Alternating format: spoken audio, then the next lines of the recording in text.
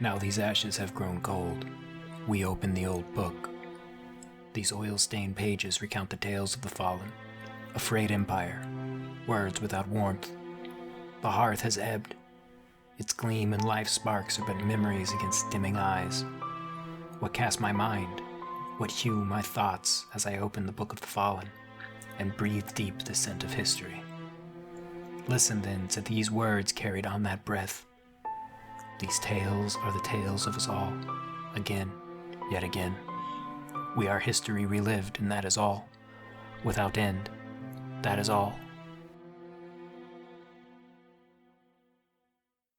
Good afternoon, YouTube. Welcome back to Really Good and Kind. I'm Cal, the booktuber with the objectively best hair, and today we are going to be getting yet another Malazan discussion, this time on the topic of warrens. Now, I can't count in Moonspawn how many times I've had a new reader come in, and the first thing they ask is, what the hell is a warren? So if you were to Google warren, you would end up with a few results. You would get Warren G from the Regulator song. You would get Warren G. Harding, the President of the United States. You would probably get some pictures of rabbits, because that's what rabbits live in. So in terms of explaining what a warren is in the context of the Malazan universe, Google's not exactly your best friend, and you might also get spoiled on some certain things. So we're going to start here spoiler-free, kind of explaining what one is, only using what is available in the first book, and then as we get further and further along, I'm going to put up a spoiler warning, and we're going to go full spoilers for all of the released books as far as information that is available. So without further ado, let's go ahead and get started. Right here is where I'm going to freeze frame on my face and put up a quote from Gardens of the Moon, Chapter 2, where Tattersail begins to kind of explain the process of what a warren is and how one accesses it. The warrens of magic dwelt in the beyond. Find the gate and nudge it open a crack. What leaks out is yours to shape. With these words, a young woman set out on the path to sorcery. Open yourself to the warren that comes to you, that finds you. Draw forth its power, as much as your body and soul are capable of containing. But remember, when the body fails, the gate closes. So, it can be a little confusing. Find the gate, nudge it open a crack, and the energy that comes through is yours to command, is kind of not really a really descriptive or so what I'm looking for, sensical explanation as to what exactly they're doing. Because earlier in the previous chapter we have Genos Perrin going through the Imperial Warren on his way to meet Empress Lacine for the first time. So a warren is a place, but it's also something that someone can channel. As we go further along in Gardens of the Moon, when Quickbin is first going out of his body to explore what is happening with the puppet Hairlock and Shadow, we can see that they're also a spiritual place. There's a form of astral projection that is available on the Malazan world, where people go warren walking, where they send their spirit or their energy from their body in sort of a manifestation with their intent behind it to go and find something that may not be on the physical planet itself. But we also know from Perrin's journey that they can be physical places as well. So, what is a warren? Is it a place? Yes. Is it also the means by which someone is able to execute magic? Also yes. So a warren is a place and a source for power, specifically magical power. These aren't the only types of magic that are available in the Malazan world. We are going to have more at that towards the spoiler section of this video. But each warren has its own flavor or aspect.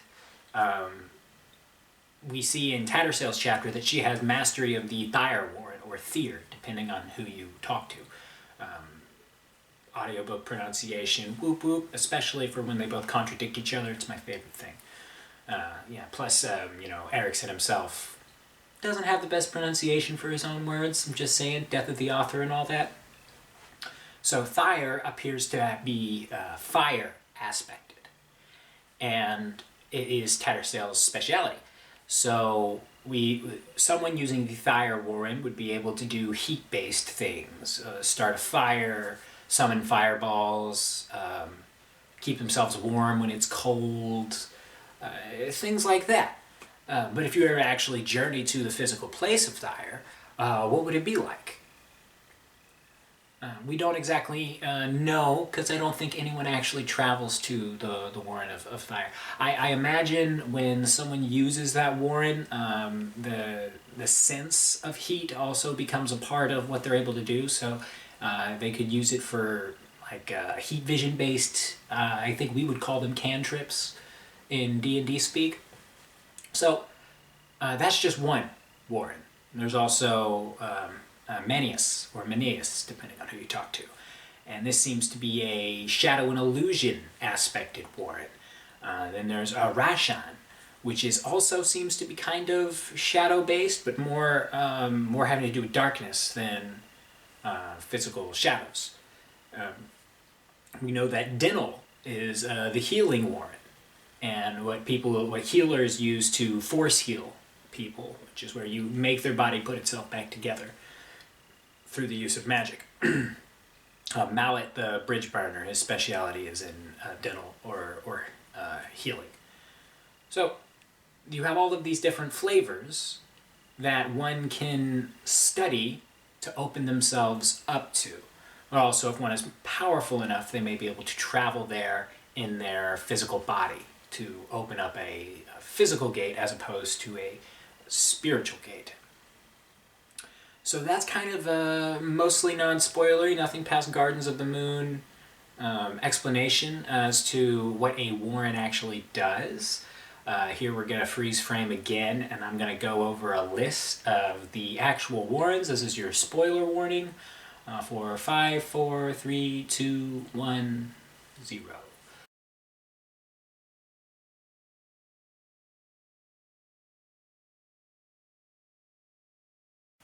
So we have Warrens, and we also have holds, which are explained sort of like the precursor to the actual Warrens. I'm getting into spoilers territory here now.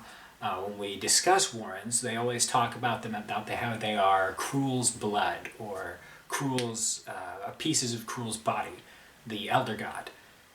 What exactly is the Elder God of, other than the gift of sorcery, we're not entirely sure, and I don't think it's ever entirely revealed. But Cruel, through some sort of sacrifice having to do with his own body, made a pact with the Elint, or Eliant, depending on who you talk to again, or the dragons, because dragons are Starval Demolain, the place where dragons come from, could be called a Warren, could also be called a hold, is where most of the magic seems to manifest originally.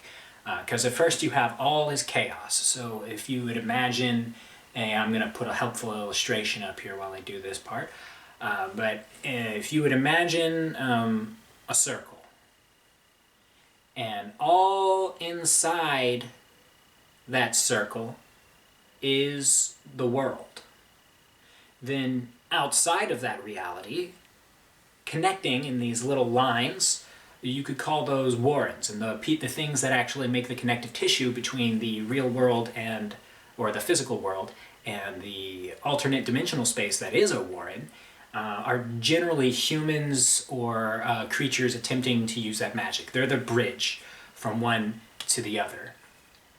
And this allows the energy to pass through. And on the outside of that, in between the spaces, if you will, if you want to get Indiana Jones and the Kingdom of Crystal Skull, or Z-Space if you want to go full Animorphs, Soul Taken, as I like to call them, or Solitaken if you're an audiobook person, specifically Michael Page and his odd pronunciations, but I love you, dude. You're amazing, and I wish I could be as talented as you someday. Anyway, back to what I was saying. The place between the spaces is chaos. And chaos is where energy comes from, and also where energy goes to die. We're getting kind of outside the realm of actual real-world physics, although it kind of like actual, planet Earth physics, observable reality physics here. So this is a fantasy book, so don't try to take anything that I'm saying too seriously. But it's like a pool where all energy can go and also come from. And manifested from chaos, you have the original Warren, which we will call Star Valdimile, the realm of dragons. And then from there, you had the first imposition against magic on the world, or structure that was placed over it, is something called the Houses of the Azath, or the Azath, depending on who you talk to. So an Azath is, I like to think of it kind of like as a white blood cell, or a white blood cell that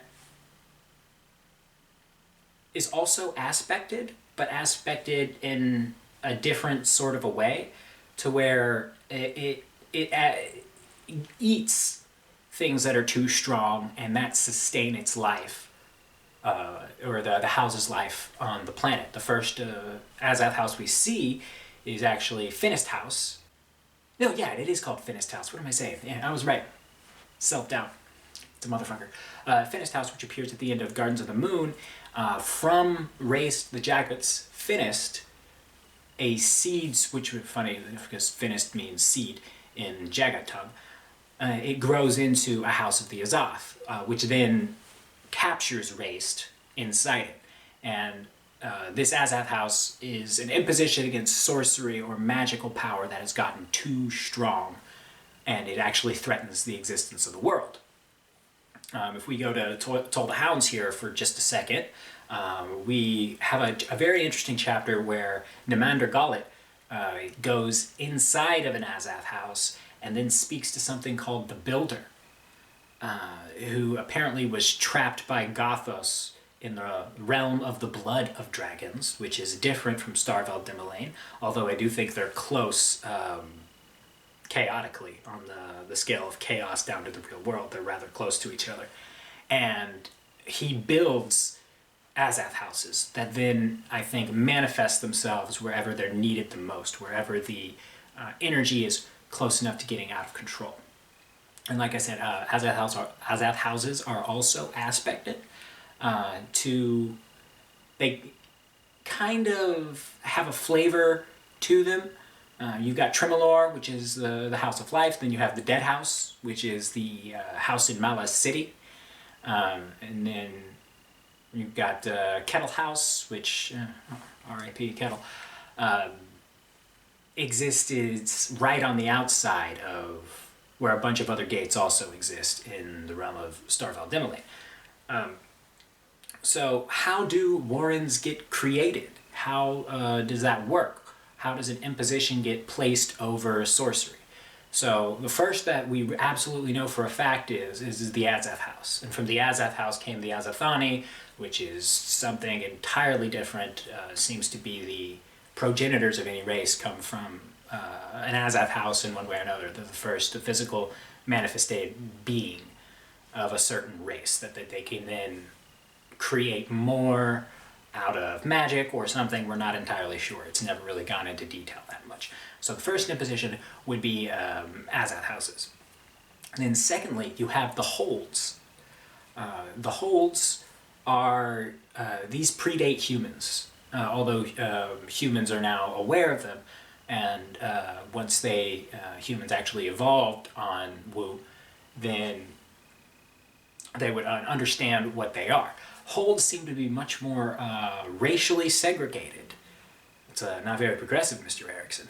But what I mean by that is with the Tistandi or Tistandi or Tista NDI, if you're doing some Hasselmont audiobooking, and that's not whiplash at all, Then you have the Warren they're most familiar with, their racial Warren, or the Warren of their heritage, is Crippled God, the realm of darkness. And Tistandi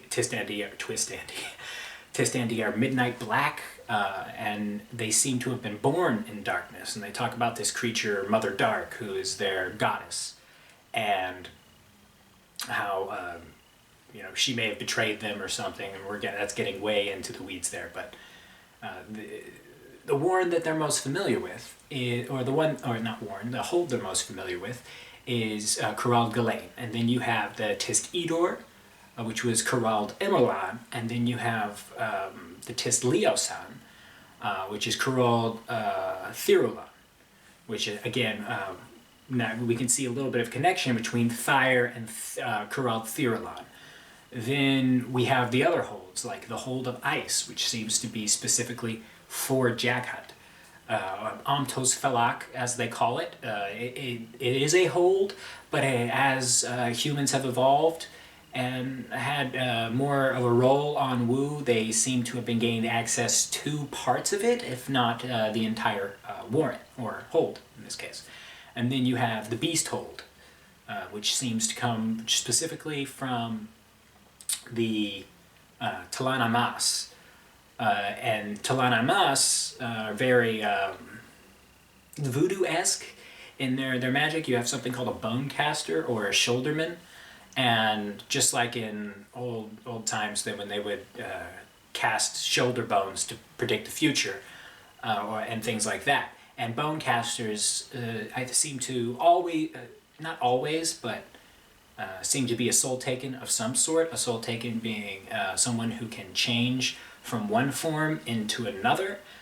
It's not just human. So you have Imas, who turn into things like bears. You've got Tist, who turn into things like dragons, and things like that. Someone could have a soul taken form that is human, but they are a different creature entirely. They come from outside of the world of Wu. Basically, anything that comes from outside your physical dimension is referred to as a demon, and on those worlds, or they could really be warrens, there's different creatures and stuff that live there. We find this out when we talk to Grey Frog, the familiar of Lorik in House of Chains. So, what is a warren? How does it work? It seems to be a spiritual connection that allows from one creature to open up a gate to another world, and then the byproduct of that energy passing through them gives them power. One thing I really like about Malazan Book of the Fallen is that there are no special bloodlines, unless you count like the Tist and stuff. There's no, okay, I was born of this family and therefore I am a super strong wizard person. It has to be sought after, it has to be studied, and it takes time, but anyone can do it. Now I'm going to put a quote up here from Erickson about we all have power. Moving on. So a hold is an older version of a warren, which seem to be racially aspected, and then you have the warrens, which seem to have been created by Kurul. Now, there's an interesting conversation that Saren Pedak has with Makra, another shadow-esque warren. The reason I think there are a bunch of different shadow types of warrens is, one, racially, we had the Tiskidur, who their elder warren was, or elder hold, it was Crippled Emerlan, and then Scavendari Bloodeye sundered Emerlan into a bunch of pieces, and each one of these pieces kind of spun off and created different flavors. So you have Menias, you have Makra, and Rashan, which is kind of close to darkness but is still kind of shadow aspected. And then of course you have Thir, which is the realm of fire, which goes back to Crippled Thirulan. And then you also have Telon. Now Telon is the realm or the warren hold of the eye mass. And then you have the Warren of Telas, which seems to be semi-related, or maybe even the same place, just referred to as something else. Then you have places like the Nascent, or the Warren in Raraku that the Whirlwind Goddess took over. Those all seem to be pieces of Emerlon that have then developed their own distinct entities away from Emerlon, although they may be related. Then you have the Imperial Warren. The making of the Imperial Warren is actually given to us in the prologue of Memories of Ice, when after the fall of the Crippled God on Jakaruku, Cruel and his homies Nightchill and Draconis are all going to go confront Calor, and while doing that he sees the burned devastation, and he pulls all of the devastation inside himself. How he does that I'm not entirely sure. It had to do with a lot of the blood that was spilled, because blood is also power. Spilled blood, sacrificial blood. Then there's the sympathetic sort of bindings you can make with blood. Blood has a significant power, and sacrifice has a significant power. Then we get into something a little interesting here. Ototaral. Ototaral is an anti-magic substance. It seems to be created when a lot of dangerous sorcery goes off at once. It's a substance that seems to be left behind after the conflagration has already passed. So we have places like the Ototaral mines out near Seven Cities. So something happened over there that created enough residue that now Ototaral kind of deadens the magic around it. But Ototaral also has a power of its own. It can heal people, or at least help make them better. When Ralik Nam covered himself in Ototaral dust and then got stabbed up a bunch of times, then went to a dead house, all these things kind of combined together to make him an anti-magic sort of assassin, which is awesome. People make swords out of it, and the reason that this works is because that in order for sorcery to work at all, there has to be an anti-force which exists at two forces ever in opposition. And the one that is for Ototaral is also a dragon. We have, Impilas, Eloth. These dragons made a deal with Cruel to help power the magic of the Warrens independently of the Warrens themselves. They weren't the rulers of those Warrens, but they were so closely associated with it that their blood also mixed with his to be able to create a formidable enough source of power that anyone can sort of tap into it. So there's a dragon that is specifically aspected to Ototaral, and that just the act of that dragon existing keeps the forces ever in opposition, which allows sorcery to work at all. There's an argument about whether or not Ototaral works on Elder Warrens or holds. I think it kind of does, but it's not near as potent, just as holds aren't near as finessable as modern Warrens are. And then this takes us to one of my favorite things, is the what happened with Icarium in Reaper's Gale. He was tainted by chaos, which made him kind of go a bit crazy. We'll have a Icarium video later on for if anyone's interested. And the act of attacking an Azath and the backlash and the chaos involved brought him as almost a conduit for chaos manifested. Then that's independent of his Amtos-Felak abilities.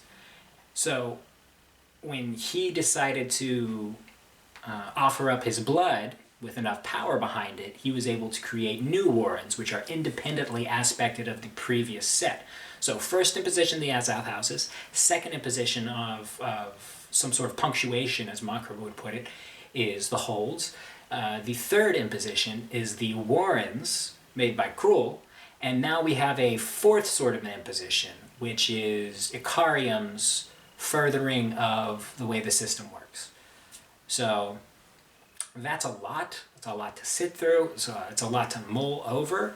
But if you think I missed anything, please give me a comment on down below. We're going to have a separate video for Soul Taken and Divers, because these are just very, very interesting things that don't necessarily fit into this. And then we're going to have a separate video entirely for what's called the old magic that a lot of characters actually seem to use, and the one that's kind of like voodoo. Just because that subject's really fascinating to me, and Bottle is probably one of my favorite characters in fiction of all time. So I think that's it. Let me know if I missed anything. If anyone's confused about Warrens and they finished the book series and they're still confused, then by all means show them this video. Or if there's someone's just starting out, go ahead and bring them up to that one point that we just before I say spoilers, and then let them kind of run with that for a little while. Things become more clear as they go on. So yeah, this was fun. I enjoyed doing this, and I enjoyed not being interrupted by Terry for half of it. Oh fuck! I had to say his name. Okay. Okay, Terry. Go ahead. Hi, Terry Goodkind here, world-renowned author of the Wizard's First Rule book series. I'm here to talk to you today about why Malazan's magic system is completely inferior to mine. First of all, Hey, Terry. what the fuck is a Warren? This isn't Watership Down. I don't need to be thinking about rabbits while I'm reading your book. That's garbage. Get it out of here. Secondly, Hey, Terry, am I distracting you? Hey, Terry. how am I supposed to know who's a wizard and who's not if everybody can do it? Okay? Yeah, you made it. When everyone's special, no one will Hey, Terry. Hey, Terry, am I distracting you? Am I distracting you, Terry? be. Syndrome, right? Right? Am I right? So, in Wizard's First Rule, we have something called confessors, See, nobody likes that. Nobody fucking likes that. No. which are adept at all types of magic special ladies, who then, through their bloodline, give birth to other adept in all type of magic ladies. So I know last time, Mr. douchebag, No one. Absolutely nobody likes that. my esteemed channel host talked about how he didn't like to do math when it came to reading a fantasy book, but I'll have you know that in Wizard's First Rule we have two major types of magic, additive and subtractive. Additive being the magic that helps create life, and subtractive being, you guessed it, it destroys life. My genius is unsurpassed at this moment. There's something called the Han, which is spelled exactly like Solo, but it's completely, totally, it's not a actually well-written, rounded character who with some great lines. It's magic hold on a second, I gotta look at the wiki. Well, thanks for sticking around if you made it this far. If you have any requests for topics you'd like me to go over in the future, comment them on down below. Be sure to like and subscribe. I hate doing that. Be sure to like and subscribe if you want more of this Malazan type content in the future, and we will see you in the next one. Have a wonderful day. Oh yeah, the Han is a life force that the creator endowed into each person's body. I can call the creator. Robert Jordan doesn't have the monopoly on that word, but